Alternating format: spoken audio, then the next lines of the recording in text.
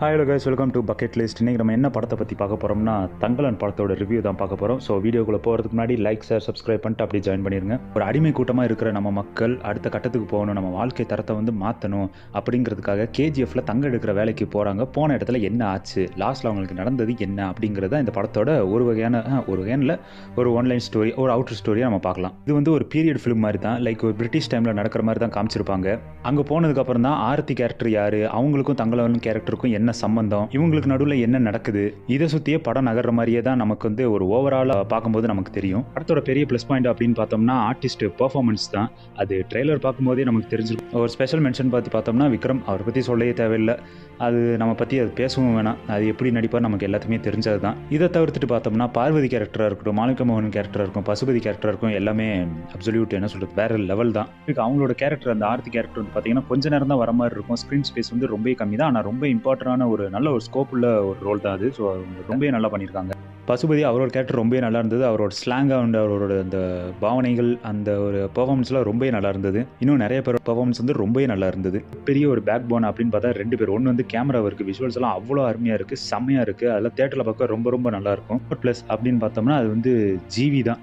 அது என்ன சொல்கிறதுனே தெரில, அவ்வளோ ஒரு என்ன சொல்கிறது, ஒரு கிளாஸான ஒரு மியூசிக் சூப்பராக இருந்தது. ரொம்ப நல்லா இருந்தது. தேட்டரில் பார்க்கும்போது அந்த எஃபெக்ட்லாம் சில இடத்துலலாம் ரொம்ப கூஸ் பம்ஸ் வர மாதிரியே இருந்தது. ரொம்ப நல்லா இருந்தது. ஸோ இப்போ படத்தை பற்றி மெயின் பிளாட்குள்ளே போகலாம். ஃபர்ஸ்ட் ஹாஃபும் ஓகே, செகண்ட் ஹாஃபும் ஓகே. பொதுவாக பார்த்தோம்னா ஒரு ஸ்லோ ஃபேஸில் ஸ்க்ரீன் ப்ளே தான் போட்டிருக்காங்க. ஹாஃப்லையுமே பார்த்தீங்கன்னா ஒரு லேகுங்கிறது கண்டிப்பாகவே இருக்குது. ஒரு கிரிப்பாக இன்ட்ரெஸ்டிங்காக பேசுகிற மாதிரி ஒரு பேசுகிற அளவுக்கு ஏதாவது இருக்கா அப்படின்னு கேட்டிங்கன்னா இன்ட்ரெஸ்டிங்காக எதுவுமே இல்லை. அதாவது இல்லைன்னு தான் சொல்லணும். ஸ்க்ரீன் ப்ளே இன்னுமே கொஞ்சம் மெனக்கிட்டு நல்லா பண்ணியிருக்கலாமோன்னு வந்து நம்ம சில இடத்துல ரொம்ப அளவுக்கு அதிகமாக நம்மளை யோசிக்க வச்சிடுறாங்க. ஏன்னா படத்தில் பெர்ஃபார்மன்ஸ், அந்த உழைப்பு, அந்த கேஸ்ட் க்ரூ, டெக்னீஷியன்ஸ், இவங்களோட ஒர்க்கெல்லாம் நமக்கு அப்படியே படத்தில் தெரியுது. அப்படி இருந்தவங்க கூட பார்த்தீங்கன்னா வீக்கான ஒரு ஸ்க்ரீன் பிளேனால இதை வந்து பெருசாக நமக்கு எடுத்துகிட்டு போக முடியல அடுத்த கட்டத்துக்கு. அண்ட் மெயின் ப்ராப்ளம் அப்படின்னு பார்த்தீங்கன்னா படத்துக்கு விஎஃப்எக்ஸ் டிமாண்ட் வந்து கொஞ்சம் அதிகமாகவே இருக்குது. ஆனால் இவங்க இந்த விஎஃப்எக்ஸ் விஷயத்தில் வந்து ரொம்பவே சொதப்பிட்டாங்கன்னு தான் சொல்லணும். அந்த அளவுக்கு ஸ்ட்ராங்காகவே இல்லை. ஏகப்பட்ட இடத்துல விஎஃப்எக்ஸ் வந்து ரொம்பவே சொதப்பியிருக்காங்க. இந்த வீக்கான விஎஃப்எக்ஸ் வந்து ஏகப்பட்ட இடத்துல வந்து பார்த்திங்கன்னா நம்ம ஈஸியாக டிஸ்ட்ராக்ட் பண்ணி விட்டுருது. டைரக்டர் ரஞ்சித் அவரோட டேரக்ஷன் வந்து பார்த்தீங்கன்னா மற்ற படத்துலேருந்து இந்த படத்துக்கு வந்து பார்த்தீங்கன்னா அவர் டேரக்ஷன் ஸ்டைல் வந்து கொஞ்சம் மாறி இருக்குன்னு தான் சொல்லி ஆகணும். ரஞ்சித் அவரோட படம் எப்படி இருக்கோ இல்லையோ, நல்லா இருக்கோ இல்லையோ, ஆனால் ஆக்டர்ஸோட பெர்ஃபார்மன்ஸ் வந்து அவர் வந்து சூப்பராகவே அவுட்புட் வாங்கிடுவார். நல்லாவே அவுட்புட் பெர்ஃபார்மன்ஸ் வந்து இருக்கும். அண்ட் அவர் படத்தில் வந்து பார்த்தீங்கன்னா பாலிடிக்ஸ் வந்து இருக்கும். அவருக்குங்கிற ஒரு பாலிடிக்ஸ் வந்து இருக்குது.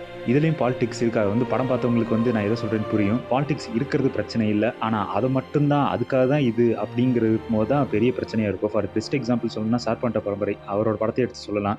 அந்த படத்தில் பாலிடிக்ஸ் இருக்கும். பட் போகிற போக்கில் அந்த ஒரு பாலிடிக்ஸை நமக்கு சொல்லிட்டு மறுபடியும் அந்த கதைக்கு பேக் டு ஃபார்ம் வந்து சூப்பராகவே போய் முடிஞ்சிடும். அந்த பாலிடிக்ஸ் வந்து அந்த படத்தில் வந்து தனியாக நமக்கு தெரியாது. அது படத்துக்கும் அது தேவை, அந்த படத்தோட படமாக அது வந்து போயிடும்.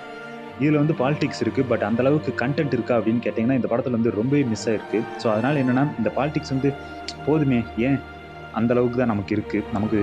நமக்குன்ட்டு ஏகப்பட்ட பேருக்கு அதுதான் தோணிருக்கு. என் கூட வந்தவங்களுக்கு அதுதான் தோணுச்சு. ஆனால் ஒரு கட்டத்துக்கு மேலே அது மட்டும் போதாது. மொத்தத்தில் இது பர்சனலாக எனக்கு அப்படின்னு பார்த்தோம்னா இது வந்து ஓகே, ஒரு ஒன் டைம் வாட்சபிளான ஒரு மூவி தான்.